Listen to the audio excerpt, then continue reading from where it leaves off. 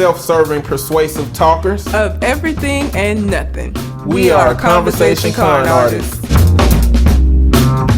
What's going on, people? It's your boy, Mr. On Point. And I am Calamity Red. And we are Conversation Con Artists, back for another wonderful, fantastic episode. You can find me on Twitter and Instagram at Mr. Mister_on point and on TikTok at Eddie B Talking. And I can be found on Instagram at red_calamity. Also, we're still doing the listener letter portion of the show. So if you have a question, comment, red letter, whatever that you like to send in, you can send it to our Gmail account, which is conversationconartists@gmail.com. Or you can find us on any of the aforementioned social media. And we have some letters. We do. This is from Miss Cinnamon, who wrote to us a while back. Yeah, long time no hear. This is the Reddit letter about the body shaming mom. Oh. And I want to let y'all know that she's gonna say this in the first sentence, but the first time she wrote in, she was correcting me from pronouncing Joaquin Phoenix's name Joaquin, because I didn't know what it was. And that moment reinforced my I'm smart at what I'm smart at rhetoric, which I have been using in therapy. I've been using that shit everywhere. People be like talking about themselves or something they're not good at that they think they should be. Listen. Most of us are just smart at what we smart at. That's what it is. Okay. Don't worry about what you don't have expertise or skill in. Just worry about what you do. That's travel with me. So I'm gonna credit you with that, Miss Cinnamon. But here's the letter. Hey, con artist. It's been a while since I reached out via Twitter to Mr. On Point, Miss Cinnamon. I still chuckle at how he pronounced Joaquin, but that's not how I pronounced it. My father is from Birmingham, and I lived there for a year when I was younger. I stumbled across you all in late 2018, and he and I listened to the podcast together before he passed in 2019. Thank you for being another thing we could enjoy together. Oh, man, I appreciate that. Yeah. And sorry, condolences for your loss of your father. I'm definitely glad you guys are back. I miss you during your hiatus. Condolences on Kingston's passing, Red. Thank you. This Am I the Asshole letter you just read by the mom who was overly interested in the child's weight reminded me of my mother. I'm currently in therapy because my mother has made me feel self-conscious about being larger, 5'8" and a half, 215, than her 5'5", 120, and my sister 5'6", 108.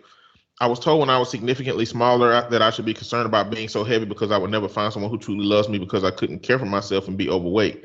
Wow. She tells me that I'm damaging my joints by forcing them to work so hard.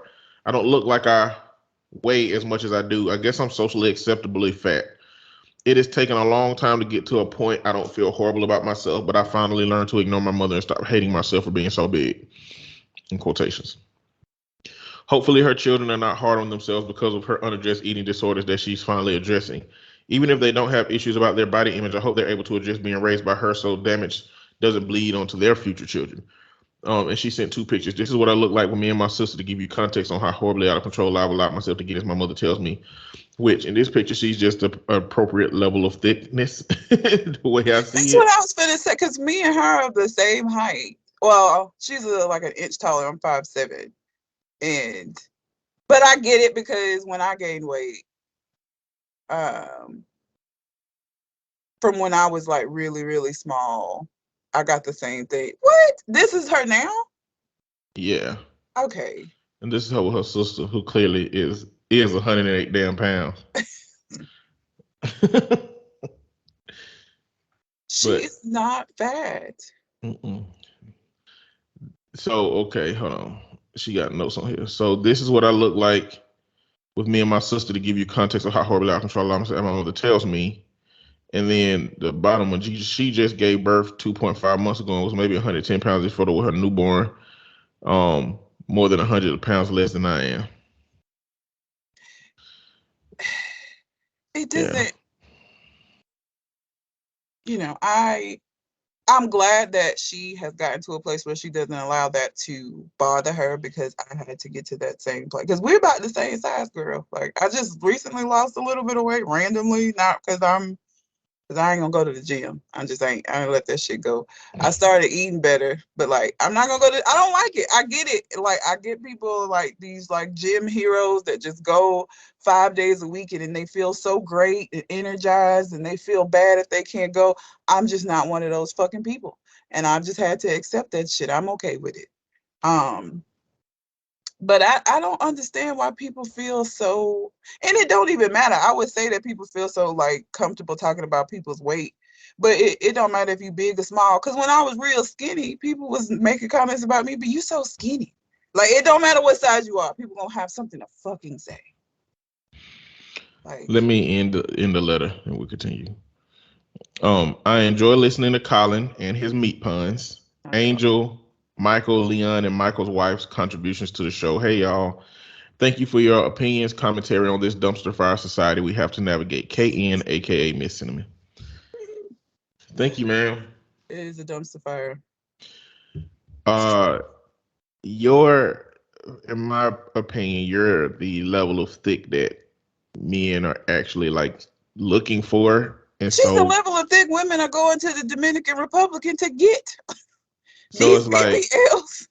not saying that a man's desire should validate you in any capacity in your thickness, but if your mom's message was nobody gonna want you because of this or that, that's just not true. That's just not true. There are women getting these cheap because they can't afford to get like the actual good BBLs to get to be like that, to have hips and to have a shape.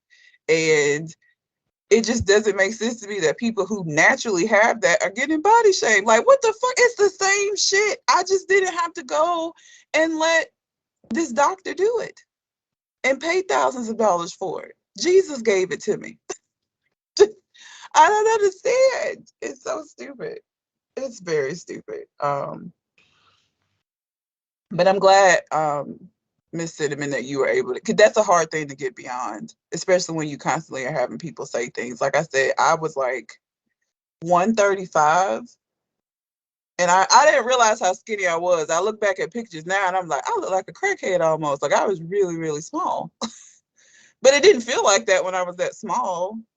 And then I gained weight, and then everybody, well, not everybody, there were members of my family that were like, you know, you need to lose weight. You need to shut the fuck up. How about that? Mind your business. Mind your I business. weigh 300 and I weigh 330 pounds roughly, or maybe more, maybe less. I gained some weight, but the scale is like not accurate.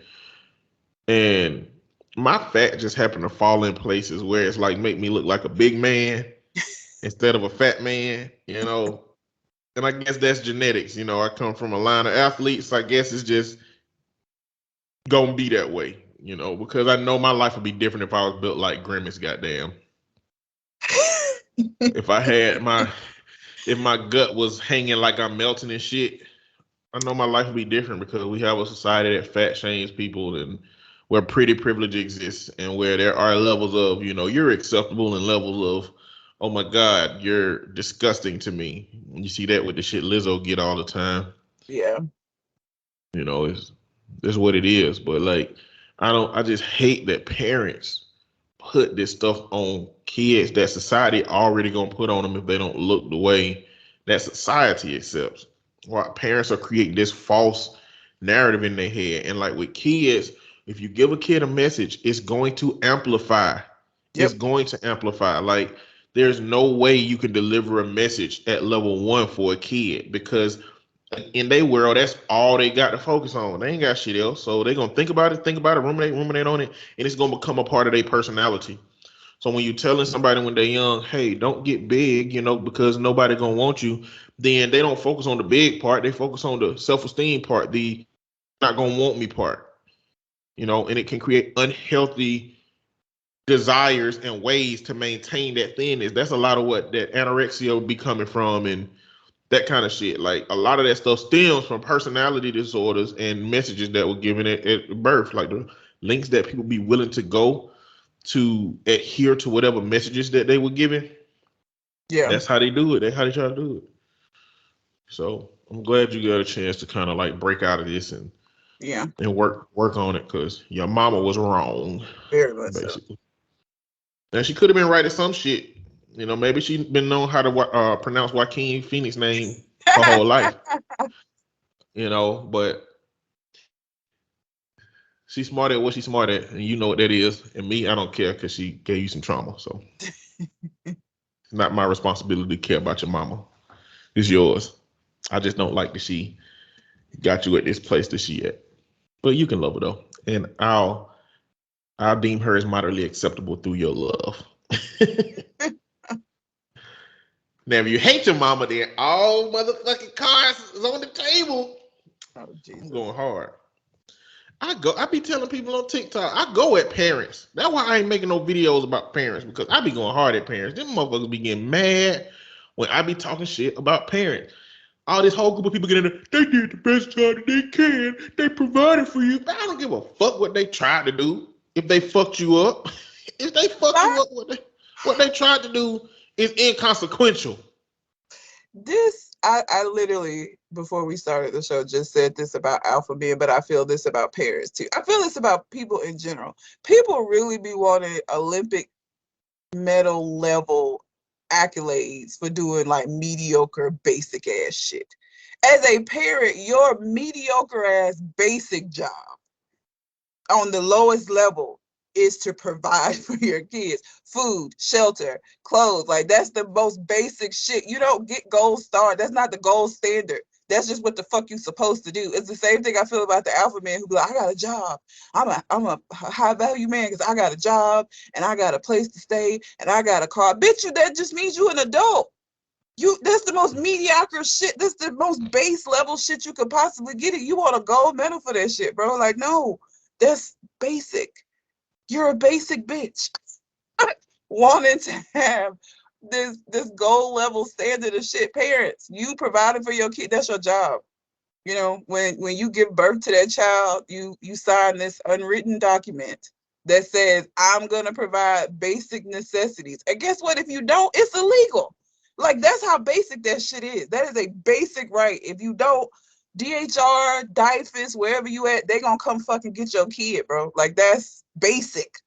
Stop saying that like you did something. You did it. You did what the fuck you were supposed to do. You don't get a gold star for that. You did what you were supposed to do. Good for you. Now, when you go above and beyond, when you are making sure that you're raising, emotionally available kids, where you're making sure that they have all of the self-esteem things that they need, those are that's gold star level. But just like I gave them somewhere to stay, but bitch, you were supposed to. And actually, it's illegal for you not to. So let's not act like that's a big deal. It's not. This shit drives me crazy. Like, people really want this amazing shit for mediocrity. Do better if you want better. Perform better. The fuck? It's that participation trophy culture. I hate that shit, bro. Like, stop. Sorry. Just like, parents get out of, you turn 18 and parents get out of there and you be like, hey, you created trauma for me. You did this, you did that. But did you die? You didn't die. I did good. Give me cookies. Like, no, you don't need cookies. And then, you know what? That alpha man shit, like, husbands traditionally looked for women so that they can be a quarter of a human being. Like, it's like, hey, I know I got to take care of all these things by myself, technically, if I don't have nobody. But if I find somebody, I can only operate at 25%. They can provide my food, they can clean, they can wash, they can do all that. I got to work anyway. So I'm going to just still work, but they can do everything else. Bro, women don't want that shit no more. No. Women are, I won't say smarter. They always been smart. They just haven't had the social capital to be like, I was going to say, they never wanted bitch ass niggas. Yeah, they never wanted it. They just can afford to not do it now, and they couldn't did. But full body and life autonomy for women still looks like women can choose to be that if they want to. But the thing is, find a woman that want that shit. Quit trying to find the women who be like, no, I don't want that. I'll be happy by myself until I find somebody who on my same page. Instead of being like, okay, I'll go find a woman that want what I want, he be like, no, you supposed to want this. You supposed to want to stay at home and cook and clean. Quit going to school. You messing up the black community with that damn education. Get your dumb ass in the kitchen and cook some eggs. All you need to know in your brain is recipes and good sex. Shut the fuck up. Bitch. Oh God.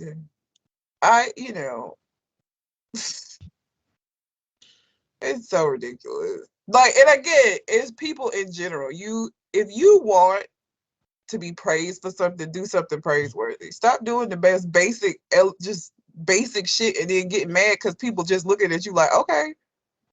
Again, that's like a 4-year-old coming, or no, a 3-year-old coming and saying, "Mommy, I tied my shoe," and you be like, "Oh my, look at you, tied that fucking shoe. You handled that shit." If your 16-year-old come to you and say, "Mommy, I tied my shoe," you gonna look at that motherfucker like that, like, "What? Get the fuck out of here! What? Do you got some homework? What do you mean? Of course you tied your fucking shoe, bitch. You been tying your shoe for years. You don't get praise for that anymore." And if that parent give that child praise, that's how narcissists are born. He tied your shoe? Of course he did. He's 16. The fuck? He better be tying his goddamn shoe. You get out of 18, you be like, bitch, I can do anything. I'm good at everything. Want to see my shoe tying game? Look at this. And then when people be like, okay, you just tied your shoe. Fuck you, bitch. And just keep moving on about life with the same attitude. They never sit and assess, wait a minute, is tying my shoe really an accolade? I don't think it is. They don't do that shit. They don't learn. Because if I ever say, hey man, look at this shirt, and they be like, okay, I'll be like, okay, well this motherfucker don't like shirts or don't like the shit that's on my shirt, don't like superheroes or something. I never goddamn, okay, I'm not gonna bring up my shirt no more. Until I know a motherfucker likes shirts. You know what I'm saying? Like if I know you like shirts, if I see you got on a shirt, be like, I would wear that. Then I'll go to that person, stack the odds in your favor type situation. You know what I'm saying? People it be do what they do the most. But that's exactly how I feel though about those alpha male men. Like y'all really just want gold stars for doing the most basic shit. Like for you to be talking about how much your value is, you don't know the meaning of the word value, my nigga, because what you're describing is not valuable. Okay. I got that same shit you talk about. I got a place and a job and a car. The fuck? Like, I'm an adult. That's what you're supposed to do. You're not special. Sorry, you're not. Damn. She told y'all motherfuckers. That should be driving me nuts, man. My mentality is, look, y'all motherfuckers is going to red pill yourselves out of a relationship. Just get ready to masturbate for the rest of your life, or have some homoerotic relationships. Are any of these men married or in relation? All of them are talking about what they wife ain't gonna do. Like, y'all single. Some of them are. Some of them are married to women who are so complicit in that whole idea that if I don't have him, I ain't gonna have nobody. They just accept the motherfucker. It's some dudes on TikTok who make content, who are married, that make that alpha male content. They women be they be joining in on it, or they just accept his shenanigans. And I'd be like, listen, why you even give a fuck? Like, you found your woman, man. Get the fuck, go. Tell them how you found your woman. Tell them how you was hanging around at the high school looking for 17-year-olds, and she was the one. You saw walking out with her fucking mesh see-through backpack, and you could see the makeup that she had in it, and you was like, I would like them colors on her when she grown. And that's your wife. Or you started doing something strange for a piece of change by going on these dating apps, the obscure ones, Black and Tagged, where you can find women who will do something strange for a piece of change. And you just begged her to stay with you, and you can offer her means and make her life happy, and or tell her about the woman that you trapped. You poked some holes in the condom because you was like, you ain't going nowhere, bitch. and you got her pregnant, and now you knew that her values was that if she had kids with a man, that she was gonna be with him forever. And I don't know. Again, these are the only ways I can conceptualize these men finding a wife, keeping a wife, and then still being on that bullshit without her saying, "What the fuck are you? Why are you focusing on all these other dudes' relationships, bro? Like, chill." I don't get it. But whatever. I, am a nightmare, I'm sure, for these men, because don't threaten me with a good time. You telling me, like, if you don't do these things, you're gonna end up alone. That is not a threat to me, my nigga. I'm very comfortable with myself and my shit. Like, don't threaten me with a good time. Don't think that you're gonna make me feel bad by you saying that shit, because if the alternative is for me to have to be with a nigga like you, being alone sounds amazing. Being alone sounds like the greatest shit ever. If the only other option I got is to be with a motherfucker who's gonna constantly be telling me how I ate shit and how I need to be listening to everything that he says with bated breath, like, nigga, bye. Fuck out of here. Are you serious? Bye. Don't threaten me with a good time. That doesn't scare me. Panic at the Disco. You know what song I'm talking about? Yes. I don't remember the name of it. Their song titles never match the lyrics of the song. Ever. So you can't ever remember any song titles. So yeah. Okay, now Tag send us a letter. Okay. I think he sent us a Reddit letter. Oh. The title is UFC. Just one short Reddit post for y'all this time. That's it. Why is it UFC? I'm scared. I don't know. All right. Today I fucked up asking my Tinder date to choke me. Oh, Christ. What'd you say, oh Christ, for?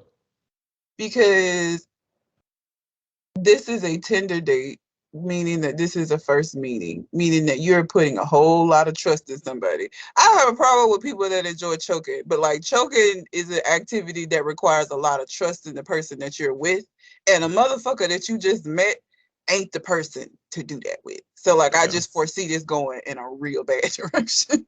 BDSM, anal sex, those things, trust heavy. You need a lot of trust for it. If you shouldn't be asking for them things early. On a nigga you just met, like, you asking to die. You asking for a lot to be intimate with a person on that early. You're gonna end up being on the ID channel in one of these stories that I watch. Assuming this has something to do with intimacy, but let's see. Why else would you ask somebody to choke you? I don't know, man. I don't know. I'm saying that on the strength that these titles be taking motherfuckers on a ride sometimes. True. You don't be knowing what it was gonna be. This is true. Anyway, this happened a few weeks back, only posting now since the condition has finally cleared up. Oh shit. Condition? I've just recently started getting back into the dating scene, met up with a guy from Tinder that I've been chatting with for a few days for drinks. Things were going very well. There were no awkward gaps in conversation. We were both into a lot of the same things. He was really funny, and it didn't hurt that he was also super fucking hot and in shape.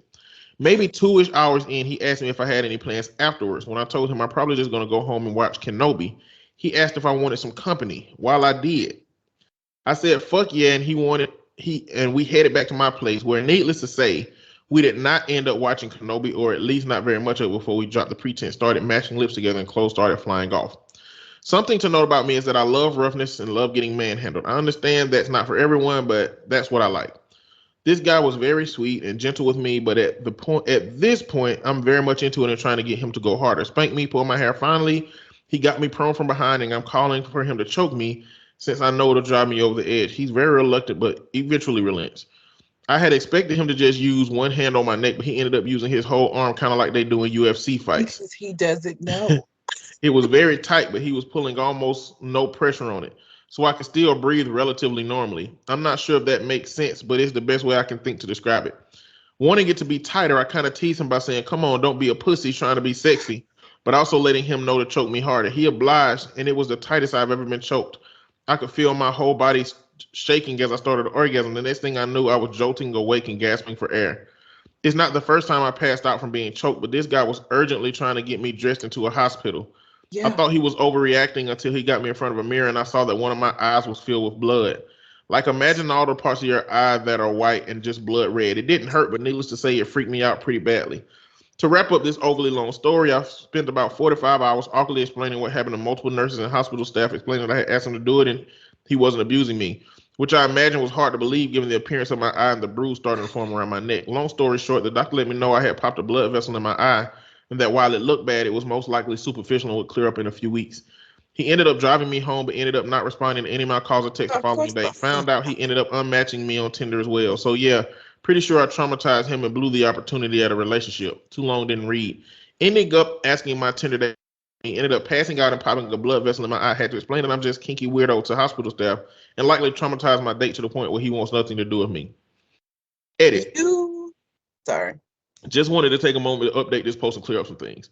I completely acknowledge that this situation was 100% my fault, and I really do feel awful about what happened, but there's not a whole lot I can do. I had already checked out to try to make amends the day after the incident happened. As much as I would love to properly apologize in person for everything that happened, it's clear that he doesn't want to speak to me, so I'm going to respect his wishes on that. No, I'm not going to therapy because I have a kink and got caught up in the moment because I was horny or any other contrived reason you come up with. Please stop assuming I'm super into BDSM. I'm really not. I just enjoy a little roughness and being choked. I do appreciate people giving solid advice, though. 5, he might have been reluctant to choke me, but he was still very much a willing participant. You can call it victim blaming or whatever, but some of you are very cavalier when you use your word rape and sexual assault. We'll update if I think of anything else. I don't know who used rape and sexual assault. That's a little much. But so one, so many things. This is why you don't do that with somebody that you just met. This is why you don't do that with somebody that is not aware of that. Like he has no experience in doing that, so he don't know how the fuck to do that shit. And you introduced him to it in the middle of already having sex. Like, he don't know. And of course he unmatched with you, and of course he don't want nothing else to do with your ass. That nigga was afraid he was gonna go to jail. These doctors and nurses looking at him like he didn't fucking hulked you. He was probably terrified. Of course not. He just met you. And the first night that he meets you, he's scared he gonna go to jail. Like, ma'am. Nothing wrong with having the kink. I wouldn't say she needs therapy or any of that shit, but like, you need to be very considerate about how you try to introduce this to people, and people that are not like already into this kind of shit. Like, this wasn't the way to do that. You put him in a lot of danger by doing that, because if the hospital didn't believe you and felt like you was just saying that to try to protect him, they still could have fucking called the people on him. That still could have fucking happened.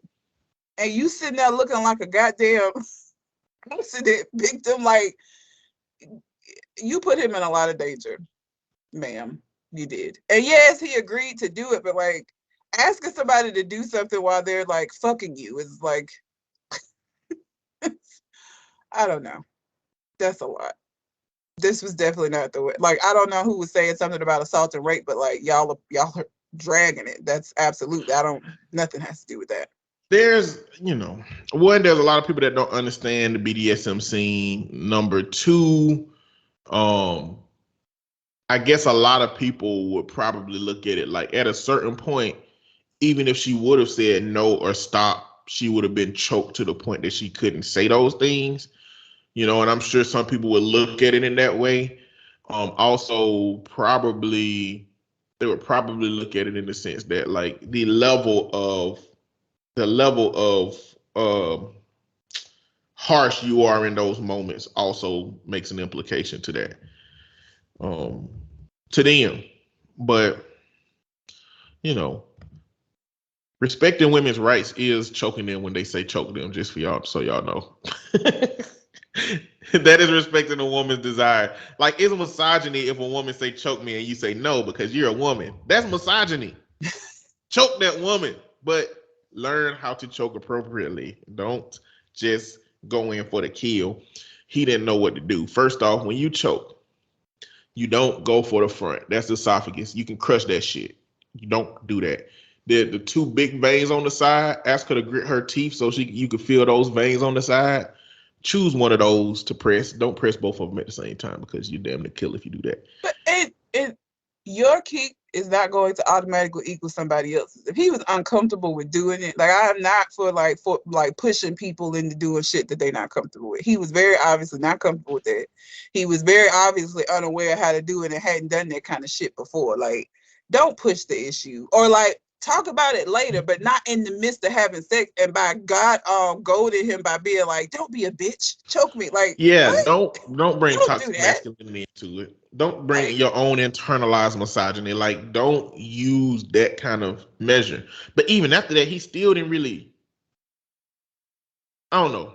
Did he do it hard after that? I can't remember. he did it, yeah, because he did do it When like she tight. called him that, that's when he went. Yeah, yeah. Don't do that shit. Like, if somebody's not comfortable with something, then they're not comfortable with it. Like, you can't force it because that's what you want. That's not okay. Man or woman, like, it ain't okay for you to be a woman and do that shit to him, because if he tried to like goad you into doing some shit you weren't comfortable with, he would get crucified. So it's the same for you. Don't do that shit. And don't use his masculinity as a tool to try to force him to do some shit that you want him to do. That's not cool. You shouldn't have did that shit. That's not okay. And the reality is, when you're meeting new people, you gonna have to keep some of your stuff in the bag until y'all know each other well enough for you to communicate with those people and know where they are with that, and then help them navigate towards where you are, right? And I mean, if you like to be choked, a person that's uncomfortable with it can get comfortable with it by learning you and learning how you like for it to be done and learning exactly the limits, you know. Now, if you want somebody to drink your piss, then they might never ever get comfortable with that. Like, that's just maybe something you'll never have again in your life if you've had it before. But if it is what it is, you got to know where the limits are on your kinks, basically. Red face looks I'm so bad sorry. after saying that. You know people do that, right? I know, and that's why I just do. Somebody asked me to pee on them before. I didn't. I I didn't because we never met up for real. We never met up for real. It was, but I would have, because if I wouldn't have, then that would be misogyny.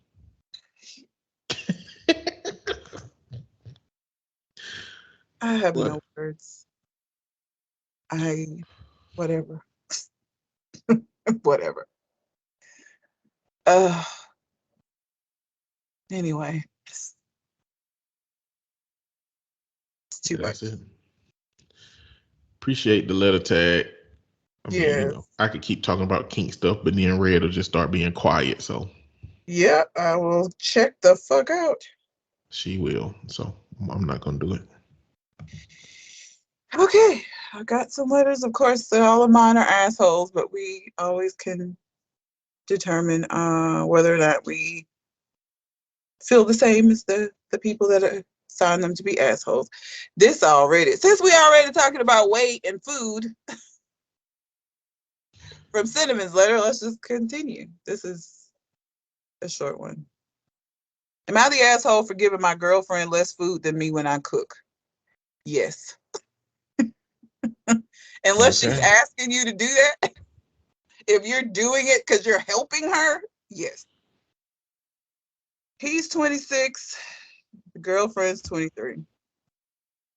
So I am 6'2", 220 pounds, and being called an asshole by my girlfriend, who is 5'3" and maybe 130, for not making our plates the same amount when I cook for us or make our plates. She says I should be making even amounts of food for both of us, and I say that she doesn't need as much as I do because she doesn't go to the gym and she is so much smaller, so she needs less food just to stay alive than I do, all things being equal. Bitch. Also, it's not as if I'm starving her, giving her a tenth of what I'm eating. It might be like half the amount of fries if we're having burgers or something.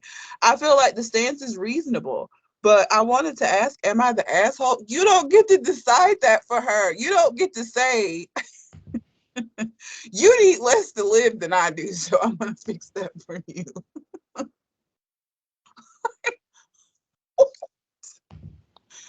How you sound? Oh my God. How do people like this not know that they're the asshole? Like, they're wrong in how they doing. You don't go to the gym, so I'm going to give you less food. If you start going to the gym, I'll give you more food. Man. He gave an edit. Because I'm sure people got in his ass. He said, this blew up much more than I anticipated. I want to say that my girlfriend is definitely not going hungry, and I'm not withholding food from her or telling her she can't have more. I was looking at the situation in the same way you wouldn't give a 10-year-old and a 17-year-old the same amount of food on their plate. Those are children. She's an adult. If either of them want more food, then no one is going to stop them, but that could be coming from how I grew up, and I accept that I'm not perfect, and most definitely the asshole in this situation. Second edit, sorry if I'm confusing and not clearly using my words. My girlfriend has enough food to eat. Growing up, I was one of those, you can't leave the table until you finish your food kids. If someone were to consistently put too much food on my plate, I would eat it all and gain weight, no question about it. So I try not to do that to other people, and we don't eat every meal together, so I couldn't control her diet even if that was my goal, but it isn't. And some of you are super freaking mean. I have feelings too. What the fuck did you think you was, bro? This ain't church. If you want some kumbaya, go to church, nigga. You came to Reddit. Was this your first day on Reddit? If it was your first day on Reddit, that's your fucking mistake. You didn't know where you was at, okay? Motherfuckers is gonna roast you, number one. Number two, your ideals about food and gym and sharing are stupid. Another human being get the option to choose what the fuck they want to do with their life. If you don't like their gym to eat ratio, then leave and go find you somebody else who gives a fuck about it as much as you do. But don't sit here and be like, I'm going to calculate things about your life for you because I'm in a relationship with you. That's fuck shit. And the comparison that you made about the 10 and the 17-year-old, in that scenario, she's the 10-year-old and you're the 17-year-old. You just relegated her to a child who needs somebody to monitor things for them because they can't do it for themselves. How you sound? Like, what? Oh my God. Like, I don't know what you thought was going to happen. Like, I really think that some of these people think they're going to come on here and people are going to be like, oh no, you're not the asshole. She needs you to help monitor her food. You're not the asshole. You're right. She is smaller than you and therefore needs to eat less than you eat. And she don't go to the gym. Yeah, man, you're doing the right thing. Like, I really think that that's what they think is going to happen. But like, in what world? I don't know. They asking people at the gym. Hey, my lady doesn't come to the gym. What do you think I should do? Well, how much do you all eat? Maybe, we eat the same amount. No, give her less. Give her less. She's not working. What's she gonna do with those carbs, bro? How's she gonna get those calories off, man? She can't consume the same amount as you and not work out like you do, man. She's gonna lose. You're gonna lose her. She's gonna lose you. You're getting toned up and hot, and she's getting big and bloated. No, man. Listen, man. Some people's metabolism is just higher, man. It's like, why are you measuring people based off hypothetical shit? If she ain't too big for you now, and you love her and you want to be with her, why are you trying to change shit? Yeah, you're right. There's so many things that go into weight gain other than just the amount of food. I literally didn't start gaining weight until I was like 32, and I was eating like fucking awful. And the reason was my metabolism was just on crack. It just was. Like, it didn't matter what I ate. My body burned enough fuel every day for it to not fucking matter. And I just never gained weight. So there's so many nuanced pieces that come into like how our bodies metabolize things and what it stores, what it gets. Like, it's not as simple as I'ma feed you less. Because if her metabolism was slow and you could still be giving her food and she still could be gaining weight. Then what? You gonna give her less and less and less? Like, this is so stupid. Also, you might be doing the reverse work because, like, if she leave the house hungry because you fucking bitching about that shit, then she going to get a burger from McDonald's because your ass ain't feeding them. Dummy. Come on, man. Y'all can't be this stupid. I guess he's smart at what he's smart at. Motherfucker smart at squats and bench presses, but stupid at relationships and food consumption. I can't. Apparently there's like a lot of, so there's another one. Am I the asshole for expecting? No. Am I the asshole for, huh? I got some. Okay. I have another weight one. I don't know if you want to do Damn, it. that's what you went on lately, huh? No, that's This just gonna what be was. a. I This don't know is if just this is. what's been popping up. Oh, This one is, am I the asshole for calling out my girlfriend's chubby 10-year-old son and embarrassing him? Why would you say that to a child? He's 10. It's kid weight. Like, you don't even know.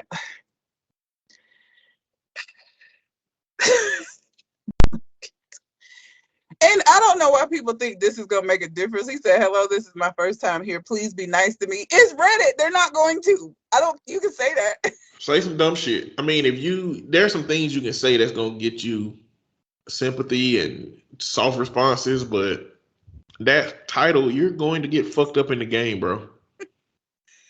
I am in my late 30s and my girlfriend is the same. We have been together for over 1.5 years, but we do not live together yet. She has a son, Martin, from a previous relationship. Like I said in the title, he's 10.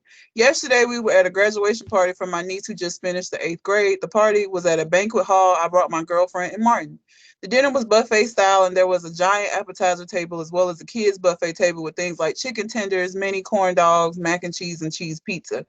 The background info y'all need is that Martin is a really sweet kid, but he is pretty overweight. Like, personally, I think my girlfriend has a problem on her hands with this. He's just always eating.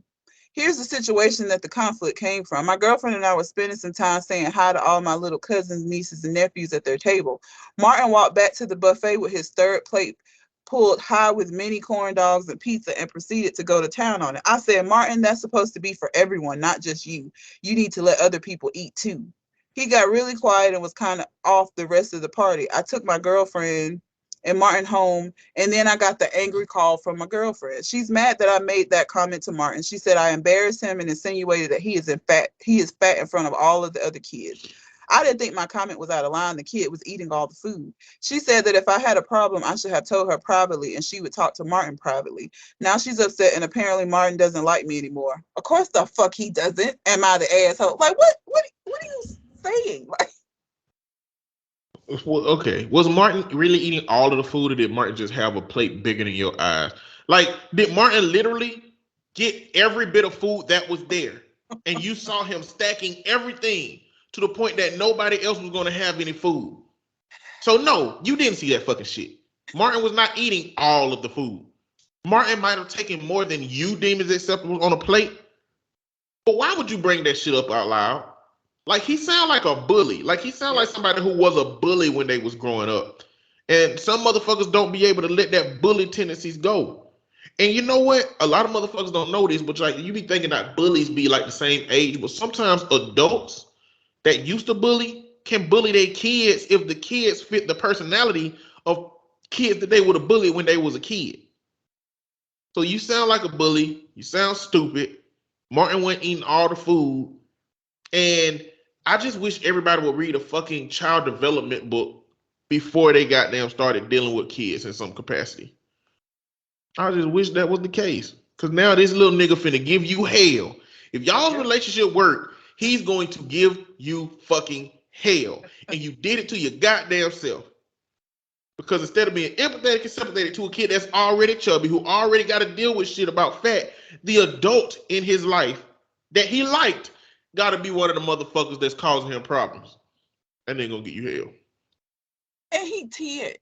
Do you know how many growth spurts kids go through? And you may have a kid that may be chubby when they're small, then they hit their growth spurt and grow like 6 inches, and that weight spread out, and now they skinny as fuck. Like, it's just so, again, I don't understand why people don't act like shit is nuanced. This is not like just hard cut and dry. Like, and you did embarrass him. I don't even know why you sitting up here acting like you're surprised that your girlfriend said you embarrassed him. And like, I embarrassed him. Yes, you embarrassed him by telling him he was eating up all the food in front of these other motherfucking kids. Do you know how hard it is to be a kid, to go in a situation where all of these other kids are related to each other and already have standing relationships, because this is a party for like nieces and nephews, and so them niggas already know each other. He coming in as the outside kid and you making fucking comments like this when he already feel like an outsider, making him feel even more like it. Of course you embarrassed him, and you're a dumbass for not knowing that you did. Like, what? And I hope he do give you fucking hell. I hope Martin don't never fuck with you again, because fuck you. I hope he grow up to be like 6'7", goddamn, swole with a six pack, and can pick that nigga up with one hand and just be like, "Sit your ass down, brother. You ain't got. Who the hell is you?" I hope this moment fucked the relationship up so bad that he grow up to be 6'6", 6'7", and whenever him and the dude and his mama get into it, he be like, "Who you think you yelling at in this house? What you gonna do? Whooping me ain't gonna be effective. You know, trying to be physical with me ain't gonna be effective for you." Here's another thing. Remember that time you called me chubby? You remember that time you said I was eating all the food when I was 10? Get these hands, motherfucker. Get these hands. Beat them up and throw them in the closet and just deal with whatever output your like. Mama ain't gonna not love me for whooping your ass. She still gonna love me. What you saying? Weight issue with kids. Another thing, because I've had this before, where I've had to have conversations with parents about this shit. You're not her parent, but if you had an issue with his weight, that's something to talk to his mom about. Kids eat what is given to them. Okay, kids are not making their own meal, and so when parents have kids that they feel like is overweight, and you start pressuring the kid and saying mean shit to the kid, bitch, you fix his food. Like, all that is you doing a better job of monitoring what your children are eating if you think that they're gaining too much weight or whatever. But shaming the child and telling the child that they're fat, you getting fat, you need to watch what you, it's a child. You're the one that's in charge of all of that shit. You make some fucking changes and the kid will make changes based off of that. But shaming them doesn't do anything but fuck their self-esteem up, and then you have a child that develops all kind of eating disorders and shit. You're the adult. Y'all are not equal. Stop doing that. I don't understand. Like, that's your job as the parent. You can fix that shit without even involving them and without making them feel bad. And if you felt like Martin was overweight, you should have had a conversation with his mom and be like, "Are you concerned about his weight?" It seems like that ain't a conversation to have with Martin. I don't know what is wrong with y'all. Like, why is this something that's difficult to understand? Kids are very sensitive to shit. And the fact of the matter is, you were sensitive to shit when you was a kid. I'm sure you as an adult remember all kind of fuck shit that people said to you that stayed with you. So why are you gonna then put that on the next generation of children? Stop doing that shit. You didn't like it. Don't do it to them. But we got this mentality of, well, it happened to me and I grew up okay, but you're not okay, as evidenced by this shit. What parents end up doing is putting their children through these trials, and it's like a rite of passage. It's like, I got my ass whooped, so you gonna get your ass whooped. I couldn't put all the food I wanted on my plate, so you ain't gonna put all the food you wanted on your plate. I couldn't speak my mind to my parents, so you ain't gonna speak your mind to me. Like, they be having these, like, this ritualistic bullshit based on the fact that they really, the real issue is that these parents are jealous of the kind of life that they are willing to offer their children and can offer their children because they didn't get it.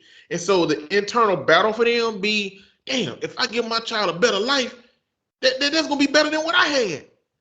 So fuck you, little kid. You can't do shit. Don't talk back. You eat what I tell you to eat. That's just how it be. They jealous. And you know, I bet a lot of them start providing them that life and then be like, I didn't get none of this shit. You know? Or they be like, they don't know what they got. They don't, because you shouldn't know what it's like to not have it. You should have had it. You're provided in the thing you should have had. You shouldn't know what that other side looks like. And you're able to provide that, but you want to like tell them how lucky they are that you're providing these basic things for them because your parents didn't provide it for you and you feel like they're ungrateful. It's not ungratefulness. This is just what they've come to expect because it's what you provided for them. You shouldn't know the other side. It's problematic that you do.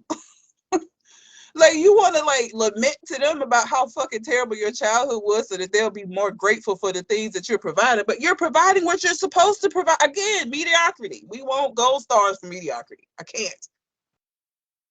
This is what you're supposed to do, and this is what your parents should have done for you, and I'm sorry that your parents didn't do that for you. I am. But your kids shouldn't have to pay for that shit, and your kids shouldn't have to be like, thank you so much for giving me this, because I know that you didn't get it. That's not how it works. Your kids expect whatever it is that you give to them. So like when you start giving them the good things that they're supposed to have, Of course, they're not going to think that you're doing anything special because they don't know the other side. But we want accolades for everything we do, for mediocrity. I swear. I can't. What you supposed to do? I'm sorry, you don't get a gold star for that. This is what your parents should have done for you. They were the fuck ups. You want to be a fuck up too? Shit. I don't get it. But dude is a dick. I hope Martin grows up and whoop your ass. I mean, I don't know what else to say. Yes, you're the asshole. And of course, people are gonna people were saying he was a dick in the comments. Nobody was nice to you just because you said, please be nice to me at the beginning of saying something stupid.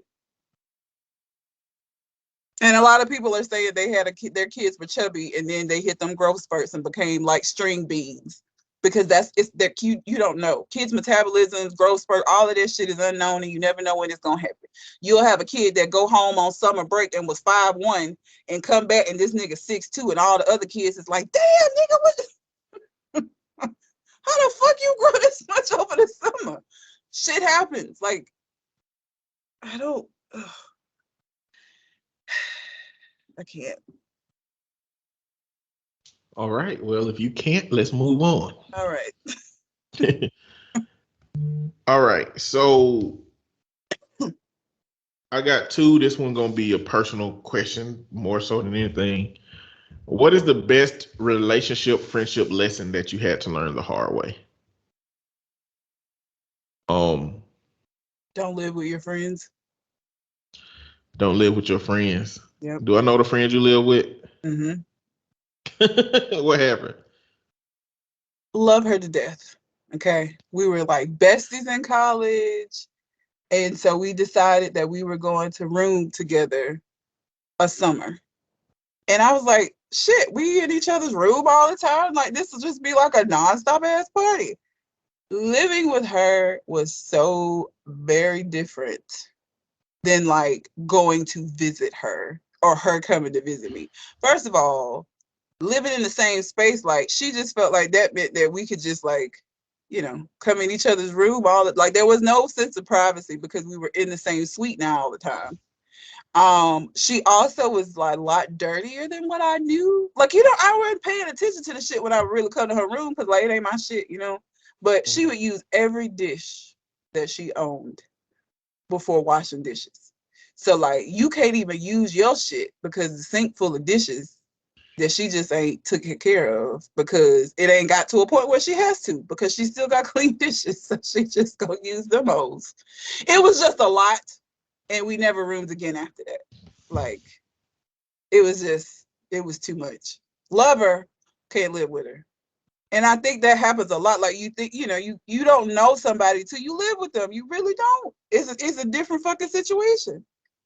It's a different situation. So for me, that was a lesson learned because again, in my mind, I'm like, this shit finna be like lit as fuck. We gonna just be like hanging out all summer and shit. It's gonna be great. And it wasn't because when I needed a break from her, I couldn't get it because she was just fucking there all the goddamn time. And I'm sure it was the same for her. I mean, I could be annoying too, so I'm sure it was the same for her. It's just different. Like I feel like I learned that you need, healthy space in friendships too, not just relationships. One of my friends, when I was at AUM, I convinced him to come up to AUM and he stayed with me. He was my roommate for a while. He snored so bad. I didn't know that about him. Like that's something you never know about somebody. And he done had this issue in high school. We used to know he might have because when I spent the night at his house, I slept in a different room to him. Yeah. So he might have, and I just didn't know. But like he snored so bad, and some nights when it got too bad, I'll call him on his phone and wake him up. So he answered the phone, and I'd be like, "Damn!" Like I won't call him from my phone. I call him from like an internet phone, like an internet number. And just hang up. Yep. Hello. Who the hell calling? Click. And then he ain't snoring no more, at least for a while. Yeah, but my lesson, bro, I learned several damn lessons. One of my big lessons was be careful what you share with your friends about your relationship. Yes. Because the girl I was dating at the time was just so out there and so loose that I had no idea. I was green to the whole situation. But I go home and tell my homeboys, yeah, man, god dang, this girl's nymphomaniac. We be having sex all the time, yada yada blah blah blah blah blah. And I'm like, cause I'm just like amazed at this situation that I found that don't nobody ever be saying that this kind of thing is out there.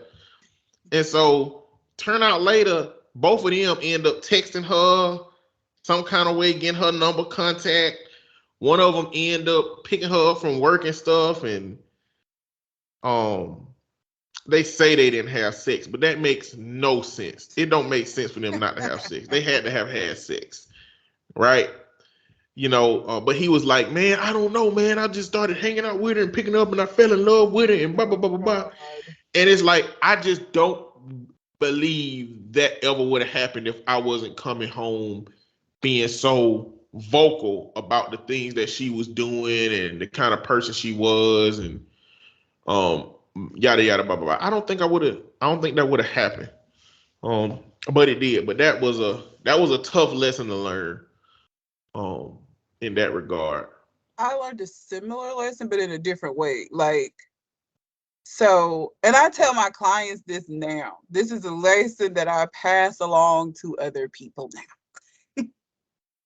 When you are in a relationship, okay, the people in your life care about you, right? They entertain the people that you date because they love you, but they don't really give a fuck about those folks, right? So when you're coming back and you're telling family and friends all of the fuck shit that your significant other is doing, that creates a narrative for them where they don't want to fuck with them. Like, you forgive and you have a reason to try to work through things because you have a romantic relationship. You have feelings for this person. Your family and friends don't. So what you could do is create a hostile situation where your parents hate this nigga now, but you didn't forgave him for all of this shit, and now you still trying to bring him around at Thanksgiving and everybody mean mugging him. Like, you have to be very careful about going to family and friends with problems in your relationship, especially when you're going to continue that relationship, because it colors their experience with that person. They don't have a reason to forgive. You forgive them because you got all these mushy ass feelings for them, right? Your family don't give a fuck. Your family just know that you can't cry into them because this nigga fucked you over. That's what they remember, and that's who he is from then on. Same thing with men. Like, you going to your mom and telling her how this bitch is like just getting you for all your paper, and she got niggas calling her and shit. Like, your mom is never gonna like her.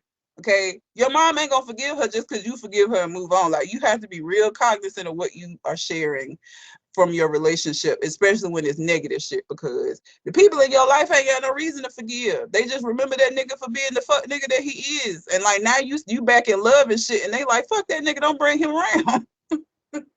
Now shit is tense at Thanksgiving. You gotta watch that shit. You need to get you a therapist, get somebody else to talk, outside third party. But like, people that person's gonna have to continue to be around, do not talk to them about that shit.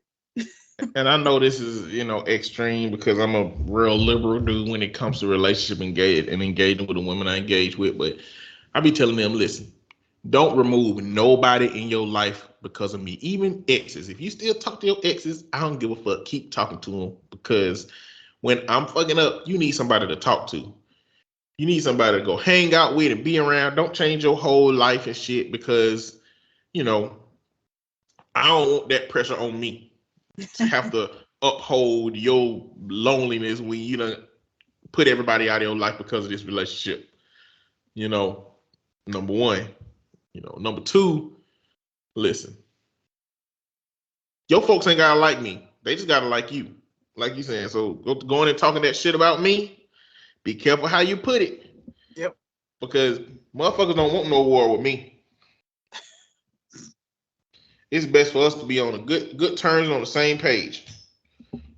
Because you're gonna end the relationship. I just don't tolerate mess that I don't have to. Don't get me wrong, I got a high threshold. When I start being rude, it's very much so on purpose. I have crafted up a whole way to be disrespectful to the people in your life. It's not reactionary. It's respondent. Okay. What's another lesson I learned? you know, when I was in Montgomery, I was dating a girl that worked at Red Lobster, and I can't tell what lessons I learned. When she started working at Red Lobster, she was dating a dude with my same name. They both got a job there at the same time. And so they broke up a week later. Like, he was a whole dick. Like, he was trying to holler at all the girls there and everything while they were together. They broke up shortly after. And she started hanging out with me. And I didn't know nothing about rebounds and stuff at this time. I just didn't know that it's like, okay, I just need something to do while I'm not in a relationship right now. So we was hanging out, and it was cool, getting close and stuff. It wasn't like a whole "you never gonna touch me" type situation, you know. But it was just a rebound. And I'm not ready to be in a relationship to my whole ass into a relationship the whole time. You know, like she posted a status on Facebook at one point that said, "Yeah, me and my boo, this, that," and I'm like, that ain't me she talking about. And I called her and I said, "Listen, if you are engaging with somebody else, it's okay. I just need you to tell me that that's what's happening so I can move on." She said, "No, no, no, ain't nobody else, ain't nobody else." I was like, "All right, well, you still want to hang out with me?" "Yeah, I do." And until she changed her status on Facebook to in a relationship with this person. So not only was she lying to me, but she wasn't even considering me enough to the degree that she would think to not do that before she talked to me or anything. But you know what I learned from that is that what I learned about rebounds, and I learned that people will take you as far as you allow them to take you in a situation. And you know, I've been on the other side of that too, taking somebody as far as, you know, whatever, due to circumstances and stuff like that. But um these are just the situations that happen in the world as we go along. Oh, complicated. But yeah, Learn the those lesson. That's another a lesson in and of itself. Like, whenever I see people that's like, all these men are the same, all these women are the same, like, you the common denominator, and at some point there's a lesson somewhere that you ain't fucking learned. Like, anytime something ends, whether it be a friendship or a relationship, you know, I go back and I look and I review that situation and see if there's anything from that that maybe I didn't know that I've now gained. Like, these things that we're talking about now came from being in situations where we learned the lesson. Some people don't learn the lesson though. And so you just it seems like you keep going through the same shit. It's because you haven't learned the lesson. And so you're still just repeating the same pattern of behavior. Once you learn the lesson, you can change the behavior and change the outcome. Learn the lesson. Figure out what the fuck is what did I need to learn from this situation? And learn the lesson. Mm-hmm. Use that shit and don't repeat the shit. Then you won't be in this looking at the same nigga in a different body. If you dating the same person in different bodies, it's you. Why are you attracted to the same motherfucker? Or why are you attracting that same kind of person? Like, you the common denominator at some point. What is it that you're doing? Learn the lesson. okay. And I got one more. Okay. My 39-year-old male, ex 41-year-old female, wants me to share joint custody of my stepson, 11-year-old male. I don't want to agree to that, but feel guilty about abandoning him. Shit. Let's go along with that tattoo situation. Yep. All names used are fake names. My wife Jane and I have been separated for a year, but we aren't legally divorced yet. We were married 6 years and together for slightly under 8 in total. We have 2 children together, Luis and Tim, and both have children from previous marriages. I've always shared joint custody of my kids, James and Molly, with their mother, but Jane's son Ethan lived with us full time, and his father hadn't been in the picture since he was 7. We've recently started seriously discussing the divorce after deciding it would be impossible for us to reconcile. We're happy to split custody of our children, and we are committed to ensuring that they grow up feeling safe and loved and as stable as possible. However, Jane also wants me to have a parental relationship with Ethan because he doesn't have a father figure in his life. I refused. I have nothing against the kid personally, but we both always acknowledged that I wasn't his father. He never called me dad. I was never the priority to be invited to school events. He never celebrated Father's Day with me, and Jane and I didn't discipline each other's kids. The idea of sharing custody of him like I do my biological kids sound insane to me. Jane is upset because Ethan has recently started talking to her and her parents about how he doesn't feel he have a dad. I think he should be talking with his bio father about that and not with me. Also Jane has no interest in remaining in James and Molly's lives as they have a present mother. Currently, Louise and Tim live mostly with me, and Jane and Ethan have moved abroad. She has visited a handful of times. They paid a 1 month long visit to her new house, but I've not seen Ethan since the split, nor have we contacted each other in any other way. He hasn't contacted James and Molly either, and they've barely talked about him. I've tried discussing this issue with my friends, but have received mixed responses. Some think I should agree with Jane and have Ethan over as often as she wants, so he has a male figure in his life. Others think I should agree to it as a temporary adjustment period, although, as I said, it has already been a year, and others think that this is a crazy idea that I should not agree at all. I do worry for Ethan. We were never close, but I imagine this feels awful for him, but I don't feel like he should be my responsibility anymore. I have limited space in my house and 4 kids as it is, but I also feel guilty about abandoning him, even if I have no legal responsibility to him. I feel like this would be a lot easier if they weren't abroad and worry it will affect our ability to co-parent our other kids. Any advice on how to proceed? Too long didn't read. My wife and I are separated but not yet divorced. We have 2 kids together who we share custody of, but she also wants me to have joint custody of my stepson, which I think is an insane idea as he's not my responsibility and I have 4 kids of my own, although I do feel guilty about abandoning him. My ex and her son have also moved abroad since the split. Any advice on how to proceed? I mean, look, it would be different. And even then, this is that situation with the I don't think did we talk about the dude that brought the food for just his son and the mom got mad because he didn't bring food for all the kids. Did we talk about that on the show? Yeah. This is that. Like, you can't, I don't think that this is his responsibility. If he wanted to take it on, that would be like a different situation. And if him and Ethan were like super close and he was like a father figure and like they had been just like having this father-son relationship this entire time, but it don't really sound like it was that way. And Ethan saying that he don't feel like he have a dad, I don't think that necessarily is even indicative of this current situation with this divorce. But like, he ain't had a dad in general. He had a dude that was in the house that kind of like entertained him, but like he has not had a father figure. He hasn't. And I don't know that this is this guy's response. Like, he don't, if he wanted to, cool. If he didn't want to, I feel like that's cool too. Like, I don't think he has to. I wonder what his father being involved looked like at 7 was. I wonder what that looked like. Like, was he full-time involved and just stopped? Or that makes a difference. That makes a difference. Because, like, if biological father had the capacity to be more involved, then why not be having this conversation with him? Well, and then the mom, you sitting up here telling this man he need to be more involved with your son, but you've already indicated that you're not going to be involved with his kids. Talking about, well, they mama involved with them.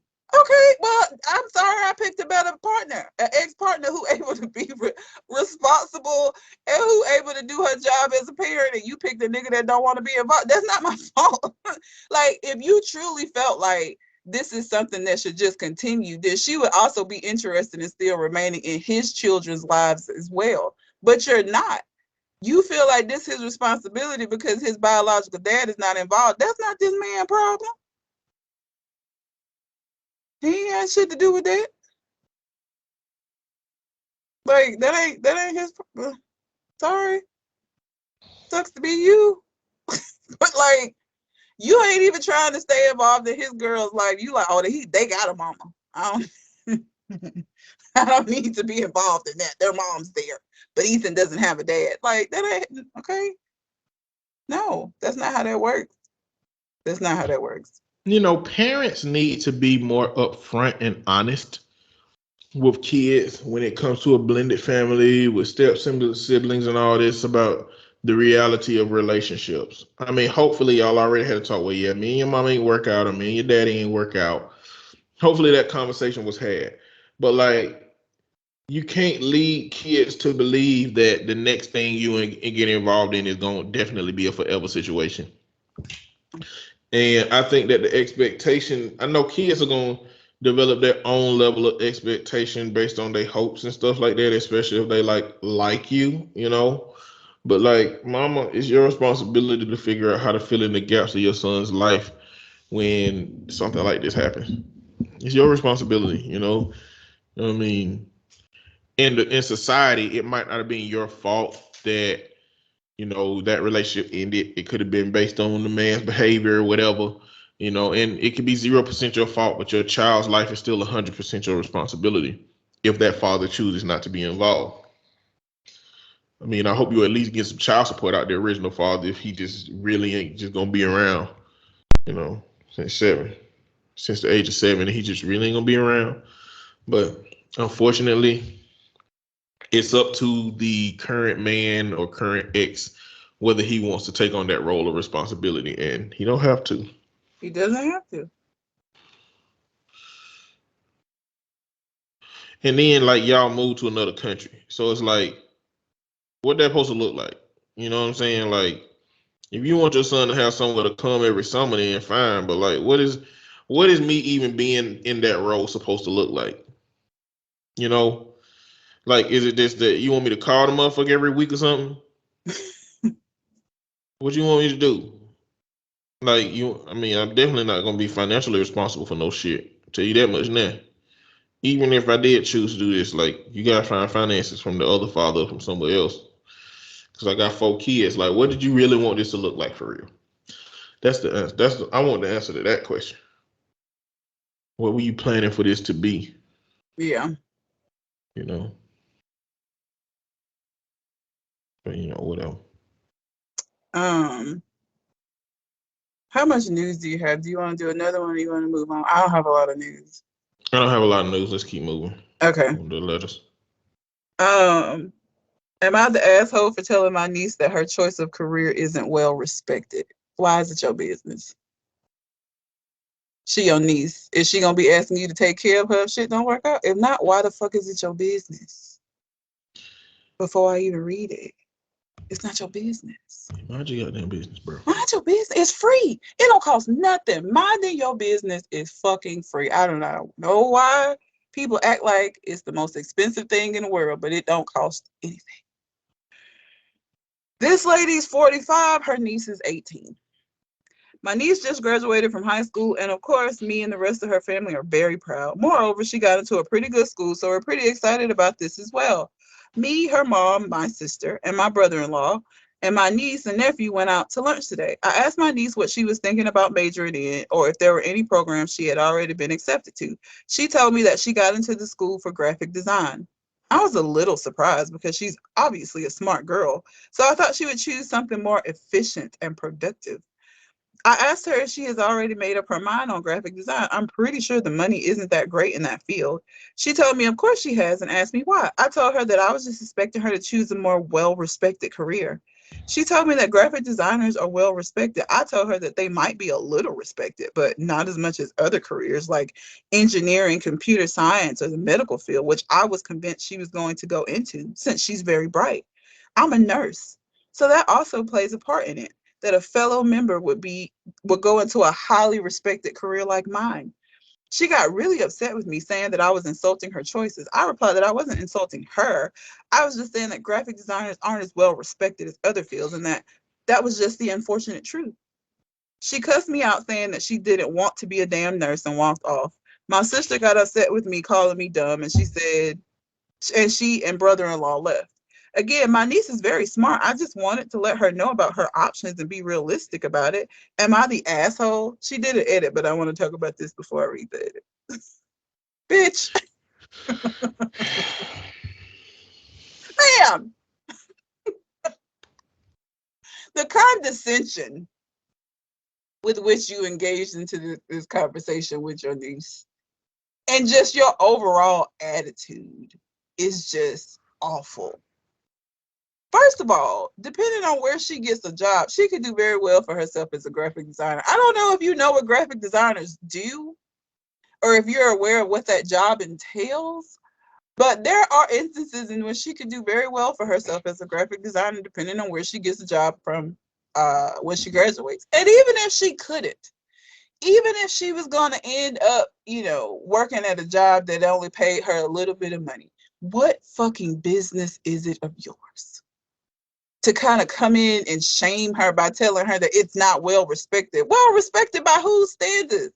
Just because you're a nurse. And to be honest with you, with the attitude that you have, I hope to hell you're never a nurse of mine. Because you seem like one of them nurses that you have to get together because, bitch, you, wait a minute. Like, you just seem like your bedside manner would be fucking terrible. You're an asshole, absolutely. Why would you feel like this was your job to do this? If her parents are cool, everybody was happy, you say she's very bright, which means that she's going to be able to do things with this that other people may not be able to.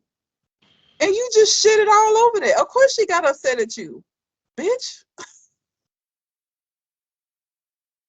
Like, yeah, this is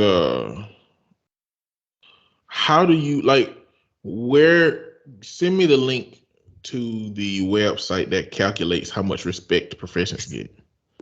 Because I mean, I don't think nurses really gonna be on the top of that shit, you know? Like, I don't know.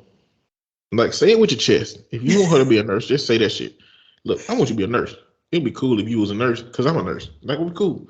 But like, just shitting on the choices that a motherfucker make, why wouldn't you think that's going to make a motherfucker feel a certain type of way about you? Why? Why would you think that? But you know, some people just can't read the room. They can't read the moment. They need assistance with that kind of shit. And it's stupid. I'll read her edit because she just keeps digging the hole for herself. Okay, first I need to clarify a few things.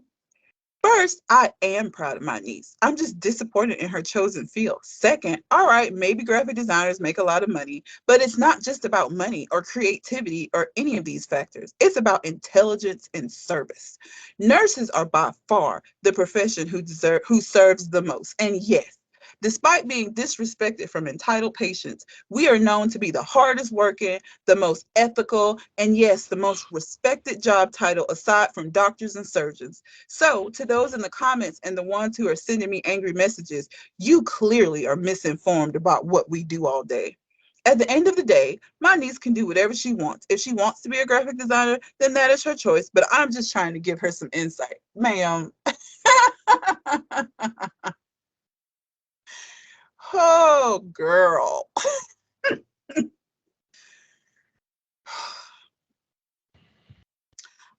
What happened to you? Like, why are you like this? Like,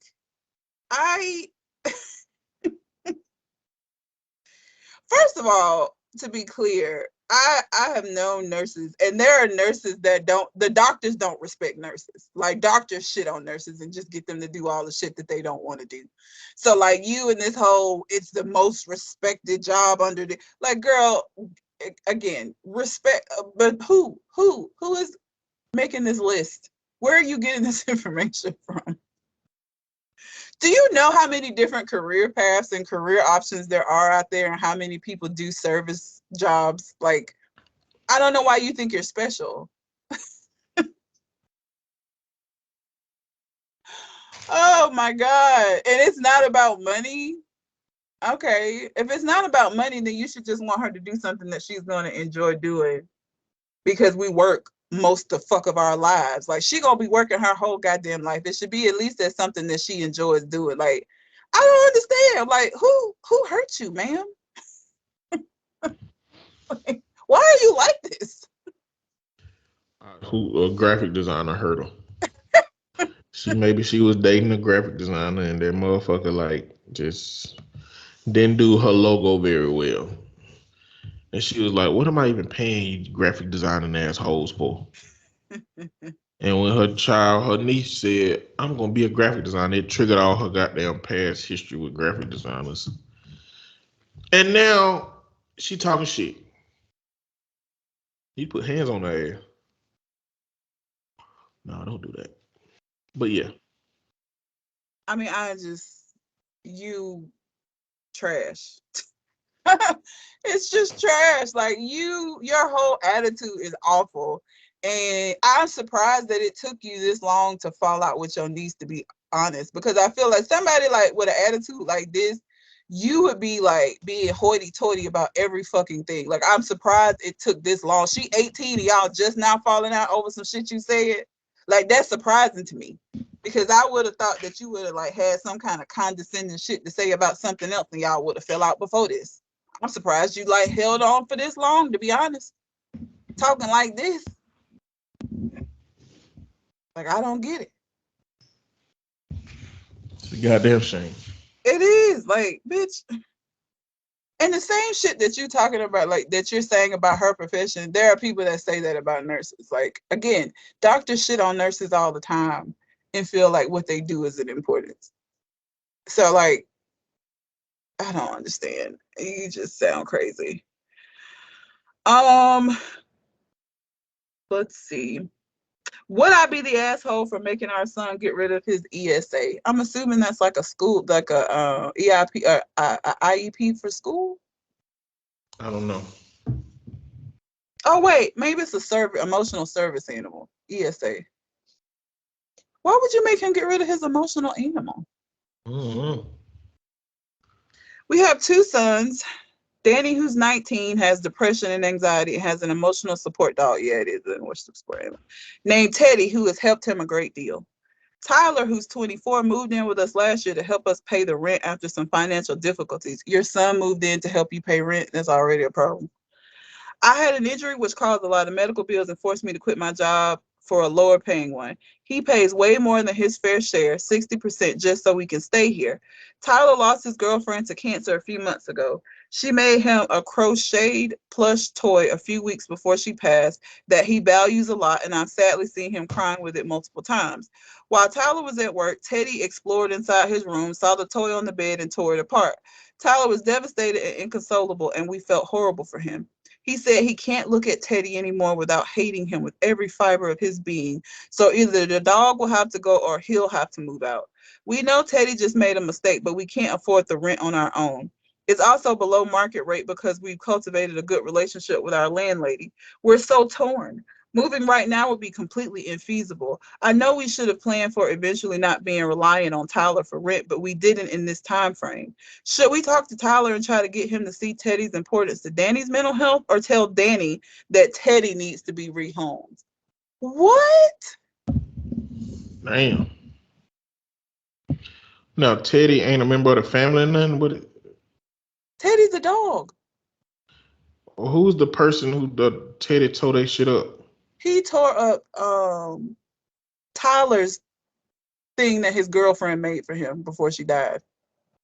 She crocheted him something, and the dog got in the room and like thought it was a toy like dogs do, and he played with it and tore it up. But the dog is the emotional support animal for their other son who has issues, and the dog has helped him. You gonna take that away so that you can get your rent paid? I mean, she can keep the dog and do something strange for some change, goddamn. No, that's not my answer. But I mean, I don't know, man.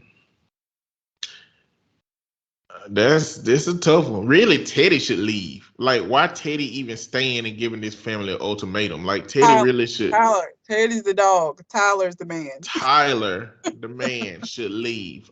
I don't know why Tyler is even giving them an option, putting them in this situation where they got to make this ultimatum. Like, if this happened in this house, even if the dog is gone, you still gonna feel a certain type of way.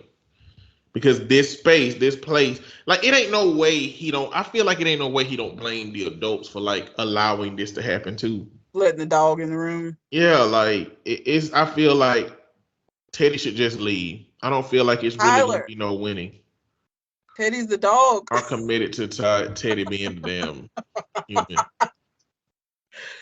Teddy's the dog. Exactly human. That's why. This is why you don't name your fucking dogs after human names. Okay. Don't name no fucking dog Teddy. Name that little nigga Paws or some shit. Don't name that motherfucker human names. God damn. Anyway. So there's some updates. Okay. We spoke to Danny about the ultimatum. Danny's the owner of the dog, or the owner of the dog. He said we could choose to get rid of Teddy if we want, but he's going to leave with him and get a job at his own place to stay. He said we could sublet his room out to help him afford it. We don't want that. We think it'll be easy for him to work for long enough hours to afford rent, even with our help from renting out his room. So we'll try. We don't think it'll be easy for him. So we'll try talking to Tyler again. It's like, the only reason that y'all are even entertaining this shit with Tyler is because he helped with the rent. If Tyler was just living there and like wasn't helping out with bills, like y'all wouldn't even be entertaining the option of getting rid of this dog. Like, you're only doing that because he holding y'all over a barrel because he helping y'all pay rent, which is fucked up. Second update. Tyler isn't changing his mind. He said he understands Danny struggles with mental health, but he can't jeopardize his own mental health by living with a dog that causes him uncontrollable anguish every time he looks at it. We know that we can't rehome Teddy either, because while Danny says he can work 12 plus hours a day to afford a new place, we know he won't be able to, and we'll just have to move back in. A lot of people have been suggesting getting a smaller place. Our landlady hasn't raised our rent in 7 years. We can only afford 40% of that substantially below marketplace rent. A 2-bedroom apartment at market rate within the city and without Tyler's help would be significantly more expensive. And if Danny gets a job, even if Danny gets a job, it would be unaffordable with my medical debt. We're seeing if we can afford a place to stay outside of the city and still pay for gas.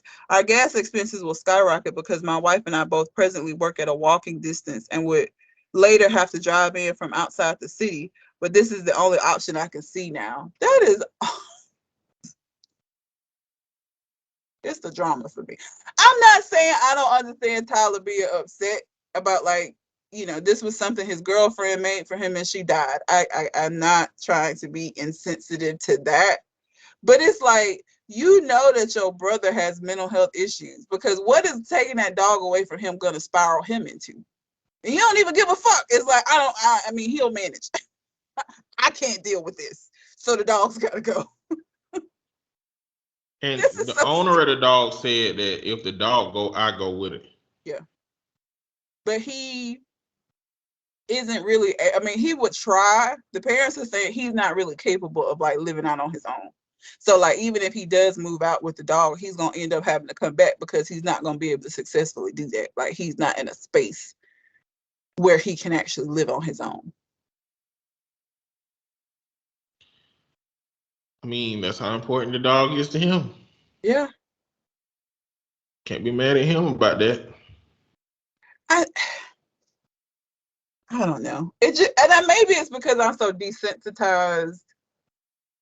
I have dogs. Dogs tear shit up. Like, Remy has like done shit before that. It's just I wanted to fucking choke him out, because it's like, why would you mess with that in the first place? Like, what the fuck? Like, but it's like, I don't think there's anything that he's ever done. But I have a connection to him. Tyler doesn't have a connection to Teddy. All Tyler knows is that Teddy tore up this thing of his that he really loved and can't get back. But it's like, I don't know. This just seems so dramatic for, I don't know.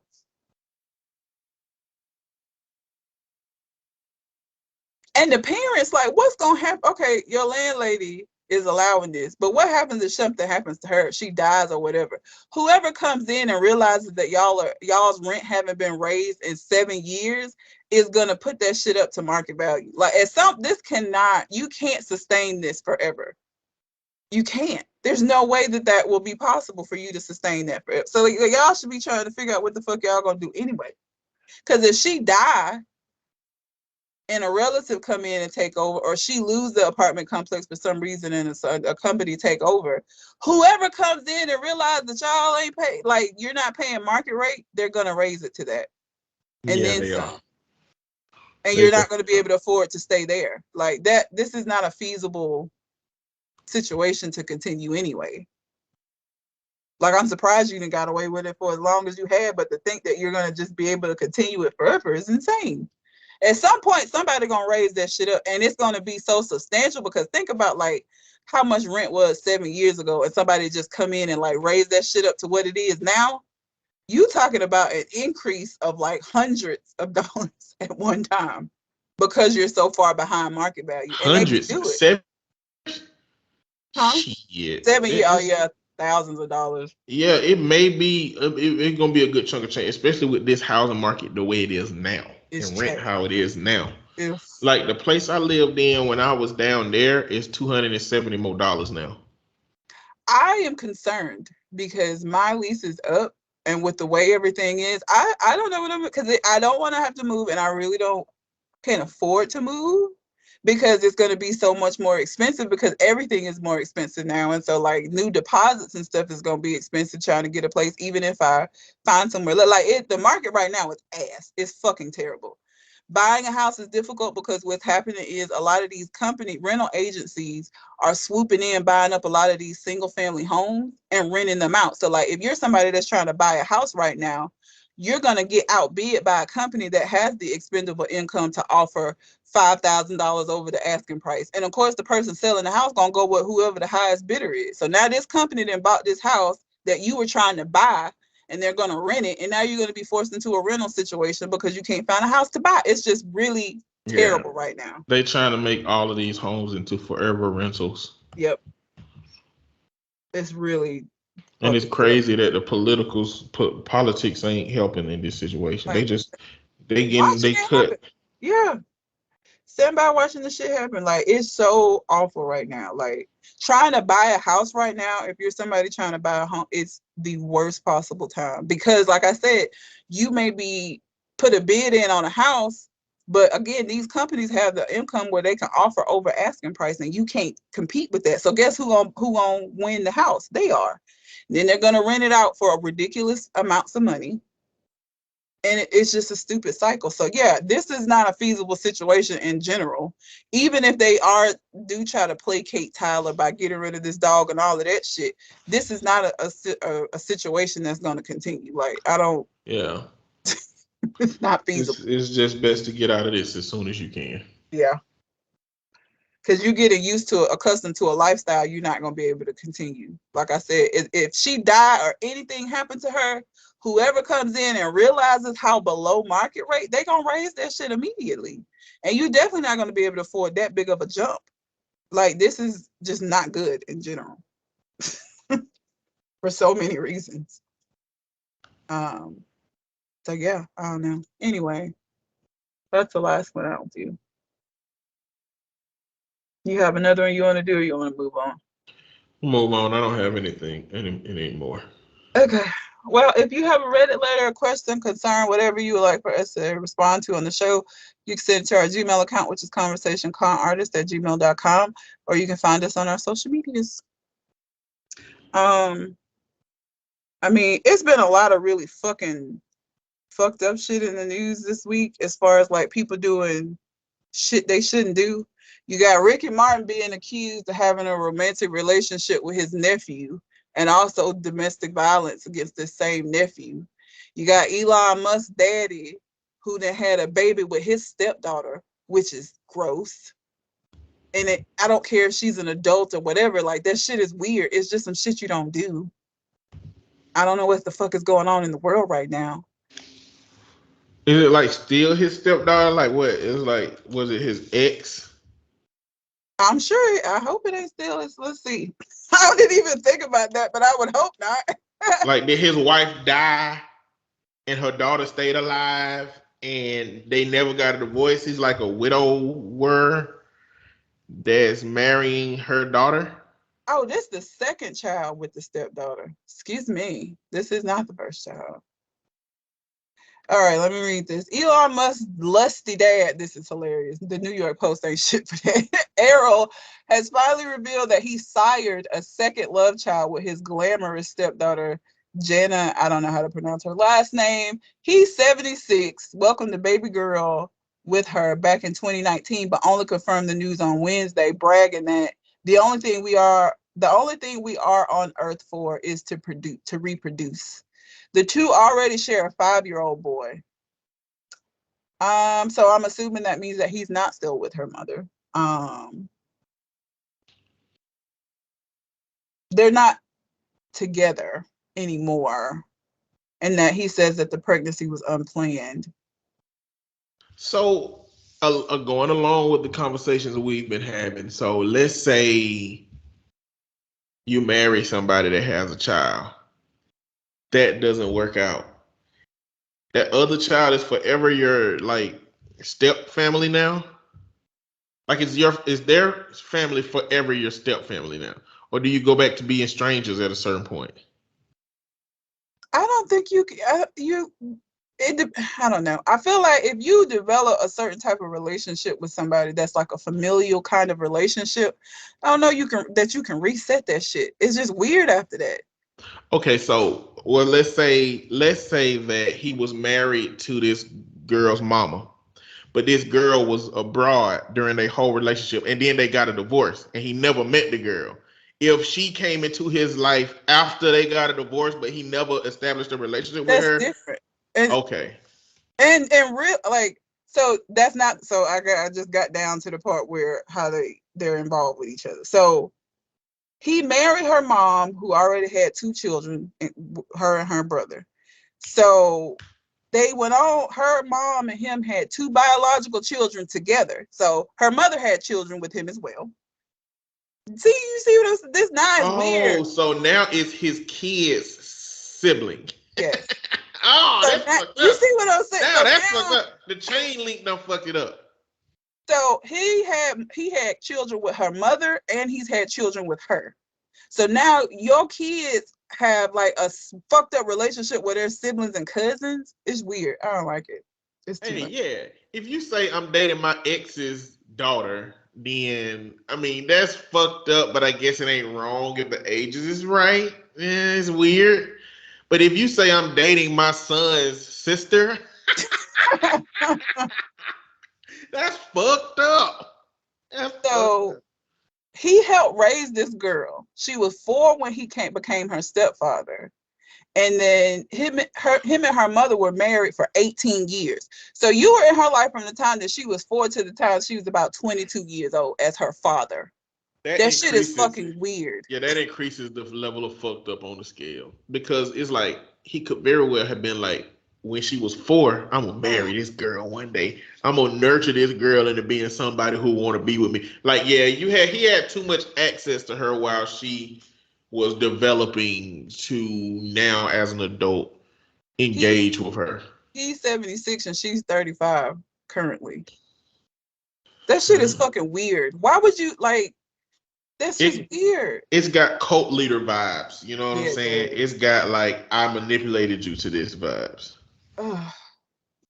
And you had 2 kids with her. This shit is just weird. Your family tree all fucked up and shit. Like, it's just fucking weird.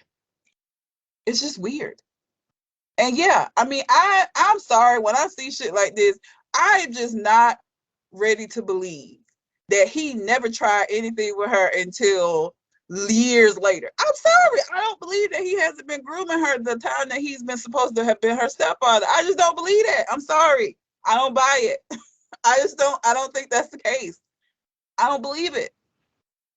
Shit is weird. It's Yeah, weird. it's all fucked up. No, no, no, no. But I guess the relationship make a difference. So in the scenario I created, hey, it's whatever. But in the scenario where there are links formed between different family members that makes the relationship connected to others, yeah, that's fucked up. Just leave that shit alone. But old white man, they be doing this shit. Matter of fact, Elon Musk from South Africa. Where his daddy from? South Africa. Man, That's yeah, where he live at now. His dad is still living in South Africa. damn. So that's that fucked up situation. And then Ricky Martin's nephew claims that they have been involved in a relationship for the past 7 months. Ricky Martin was like physically and emotionally abusive. He tried to break it off. Ricky Martin got violent. And so it started out with him getting a restraining order because of him getting violent and stuff. But apparently in Puerto Rico, which is where Ricky Martin lives, this situation is considered incest and it's like 50 years. You get 50 years for that shit off the top in Puerto Rico. Your nephew?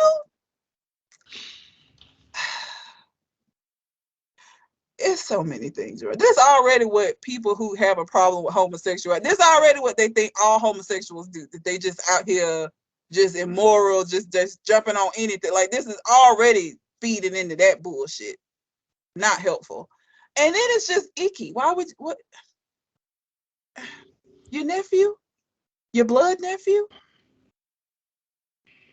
All the niggas, and I thought Ricky Martin was married. I think he have a husband and had some twins. That was like a big story some years ago. I didn't even know he wasn't still married. No idea. I mean, if he do shit like this, it ain't no surprise. Of course, he's denying it, but who's gonna, like? There's nobody that would have sex with their nephew that would come out and be like, "Yep, I did it." Like, I feel like everybody would deny it, Kevin whether they Gates did it or not. Oh well. That was his cousin, though, right? That wasn't his nephew. Still, the certainty with which he knew he was gonna say, "Yep, yep, I accept my cousin." Shit, I laid it down. Come on, bro. God damn, like, stop trying to make incest cool. I mean, he said he didn't find out that they was cousins until he took her to his grandmama house, and the grandmama said, "Who your people is?" And then he was like, "That's your cousin." So it's like they didn't meet on the context that it was his cousin, you know. But he said once he found out, he ain't stopped. He said, "Why would I stop?" He's like, "Hey, I mean, shit, we ain't. That ain't how we met. That ain't how we knew each other, whatever." But he would. But yeah, nobody else. Just him and this person, Martin and Kevin Gates. It was just a week of weird shit like that. Like, I was just like, that, and Ray J ain't shit news. Ray J, for whatever reason, got a gigantic tattoo of Brandy's face tattooed on his thigh that looked like if Brandy was a crackhead. It's not an attractive portrait of her at all. The eyes look red. It just, I don't know what artist he got. Like, you got money, Ray J. You should be able to get the top tattoo artist to, like, when you gonna get a portrait done, people that are listening that are like into tattoos, there is a difference. I got an arrow tattooed on my arm. I got a lot of tattoos, but I'm just gonna choose that one because that's a very basic, easy thing to do. Portraits of living humans is very difficult to do. You cannot just go to any tattoo artist and get a portrait done. That shit takes some finesse. That shit takes some true artistry. That shit takes somebody that knows what the fuck they're doing. Portraits is hard. On skin, for it to look like the person, you gotta, like, go to the right person for that shit, and Ray J did not. First of all, I don't understand why, you know, my younger brother and me is close as fuck. I love that nigga to death. I ain't finna get his motherfucking face tattooed on me. The fuck I look like? Why would I do that? That's just on your thigh. It's weird. It's just weird. He would choose to do that. She look like I see the tattoo. You see it? Yeah, I mean, it looked like one of the Avatar motherfuckers. That's what it looked like. One of the blue things. Yeah, the blue people. And I guess her eyes being red must be some symbolic for him and her for some reason or something like that. I don't know why he would do that. He'd be like, "Brandon, remember that time you was high here?" And I could say, "Damn, hey Brandon, your eye red here. I should get a tattoo you and you were like that." I don't know what the fuck happened to get for this moment. Looks very terrible. Ray J just do shit that don't make any sense. Like, I think Ray J just likes to get people talking about him, and like you know how some people are like, any publicity is good publicity. I think Ray J lives his life by that credence because he don't care why people are talking about him, and if it's for something negative, he just like to be talked about. So he just constantly in some shenanigans, and I'm just like, okay. Because again, why would you fucking do this? I don't care how close you are as siblings. Like I said, I love my younger brother to death. I go to war over that nigga. I'll never tattoo him on my fucking body though, because like, why? Even if that nigga died, I wouldn't do that shit. I definitely wouldn't do that for no living nigga. Like, what? I don't understand. I don't get it. Doesn't make sense. Did you hear about Orlando Brown and Bow Wow situation? I didn't read up on it. I saw where Orlando Brown said something, but I didn't like it's Orlando Brown. So at this point, he just be doing stuff. So I don't really pay too much attention when I see his name anymore. Yeah, he was in an interview and he said somebody asked a question about Bow Wow and he said Bow Wow, I ain't got no problem with Bow Wow, but Bow Wow got some bomb ass pussy.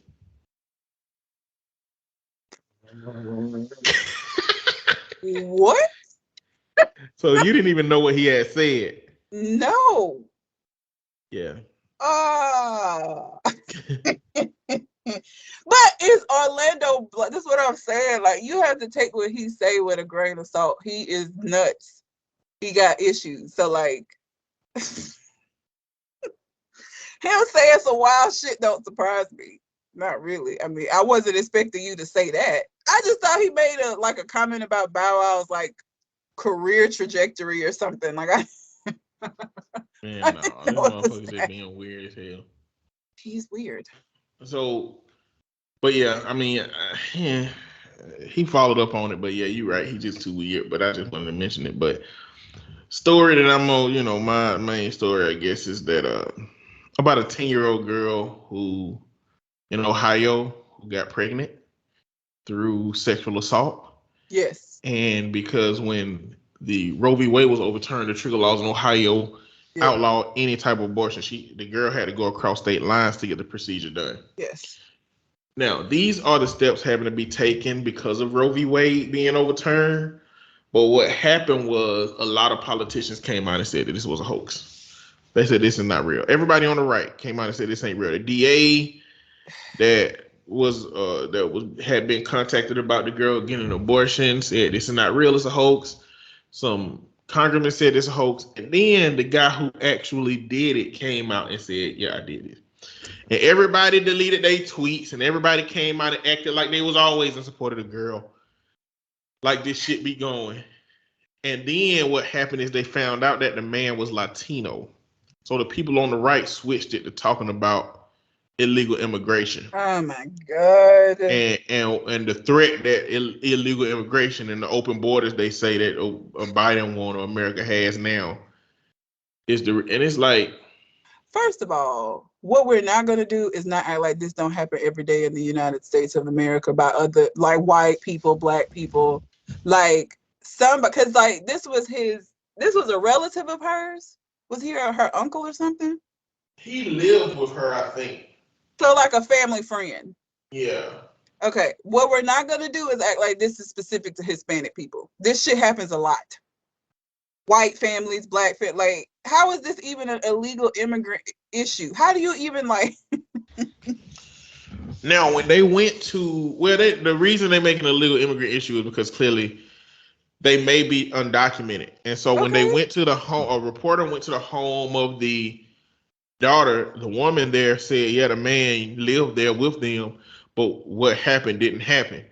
But you can't trust that information because she very well may be saying this because she don't want anybody coming to investigate if she's undocumented, which is Yeah. the issue with undocumented immigrants in America. If we know that undocumented immigrants are coming without a pathway to citizenship, these kind of things, like, they don't report crimes that happen to them because they're afraid that they're going to get deported. Yeah. And so it's a very vulnerable population in that way.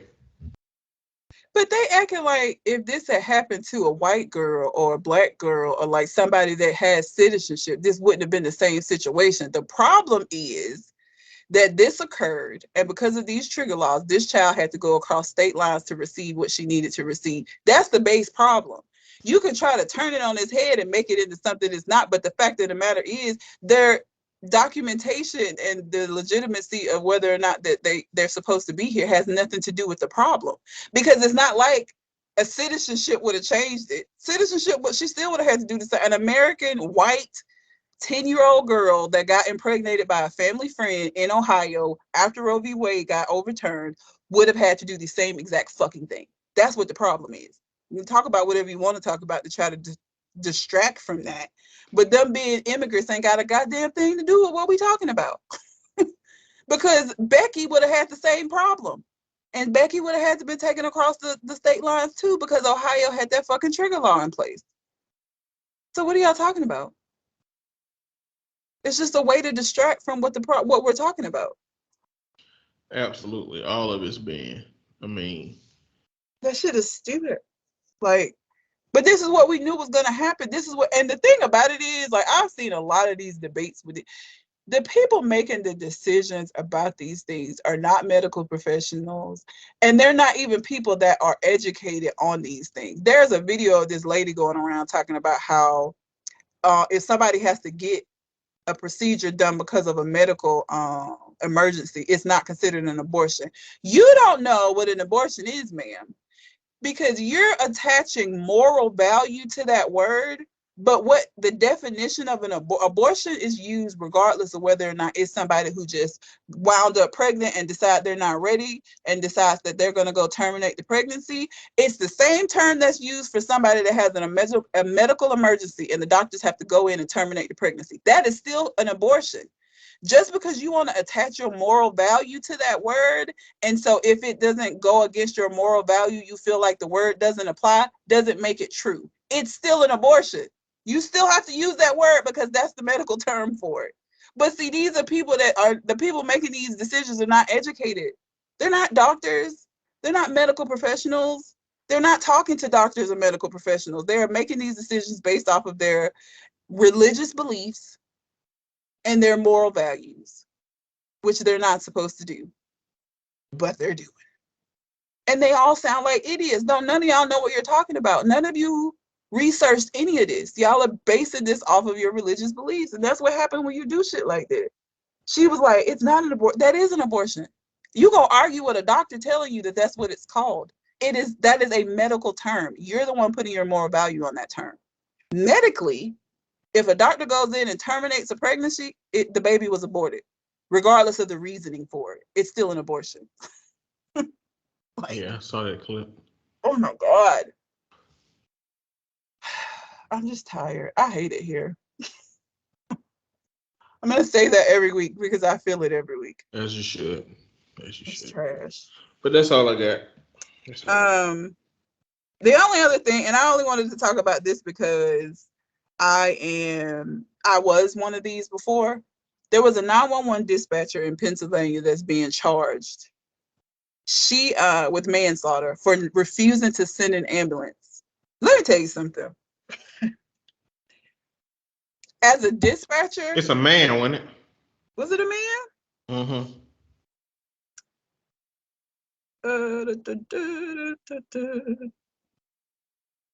Oh, the woman's name. Yeah, Leon. Leon, it was a man.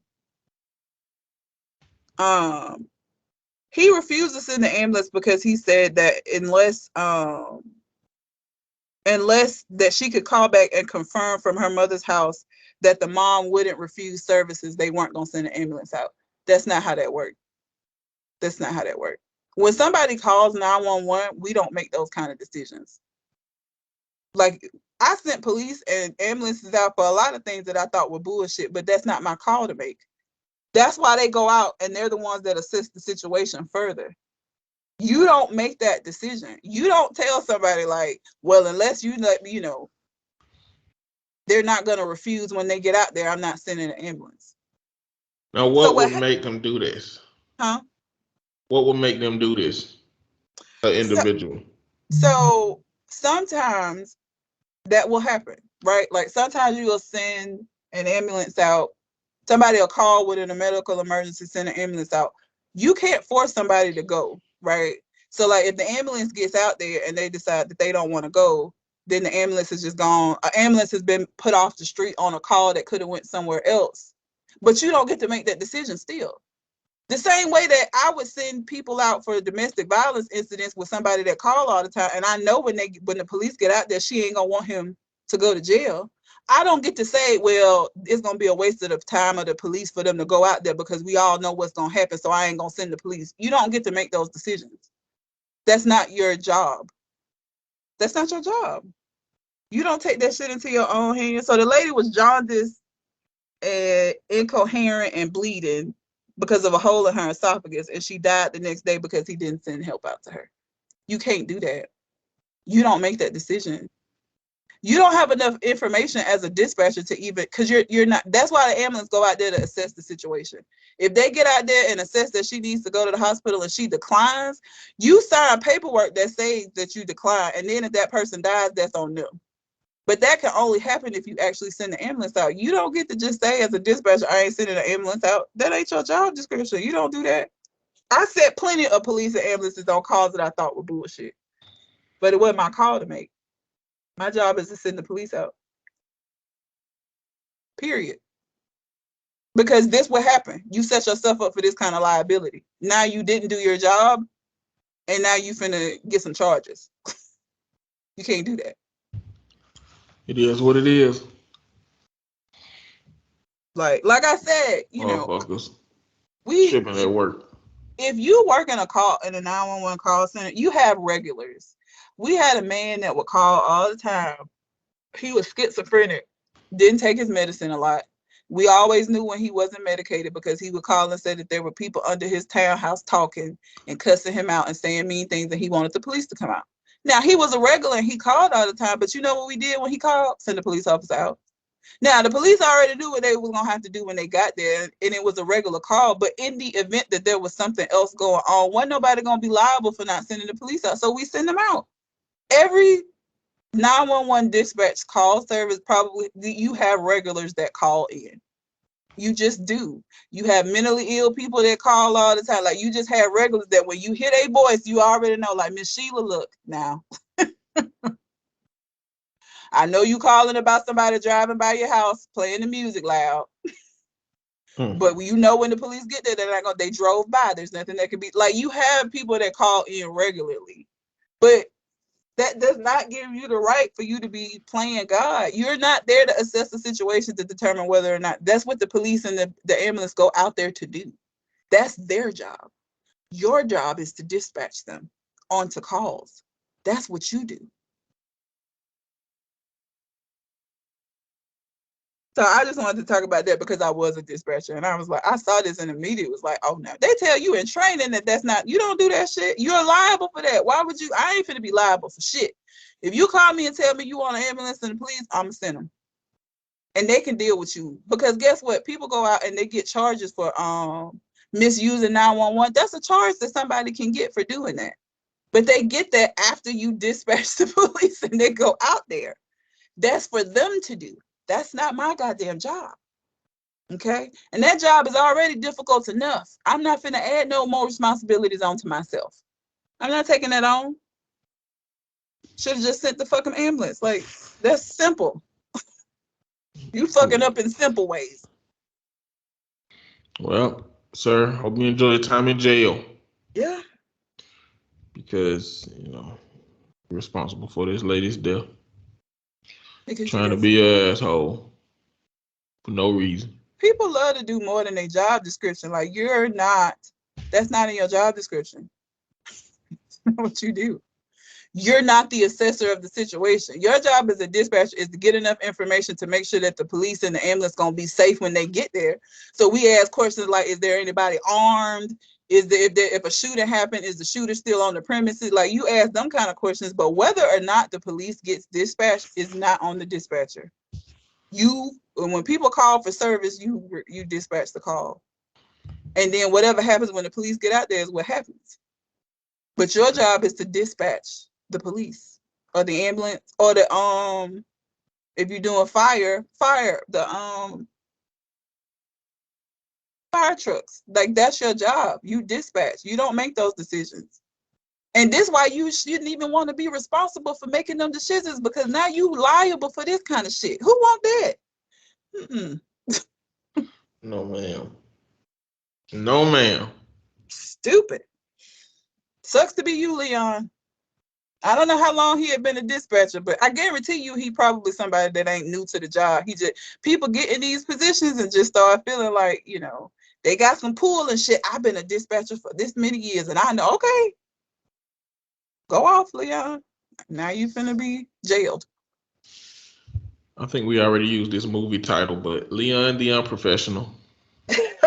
When we had Leon on the show, I think we named the episode Leon or something, but the movie Leon the Professional is a good movie, but It's a really weird movie too, but it's good. Do what your job title is. These jobs don't even pay you enough to do the job that you're supposed to fucking do. Y'all overachieving motherfuckers that just be wanting to do extra shit. For what? For what? I'm gonna do what you pay me to do and nothing more. The fuck? I ain't doing shit else. What I get paid to do is what I'm going to do.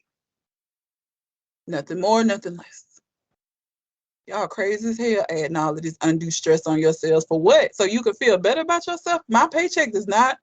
I don't get paid the kind of money to make them kind of decisions, so I'm not going to. You need the police? Boom. You need an ambulance? Boom.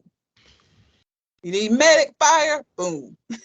They can get out there and fuck you up if you called and you didn't really need them. That's not on me. Gotcha. You got anything else on your mind? No, that was it. All right. Well, until we come to the next conversation. We out. Holla.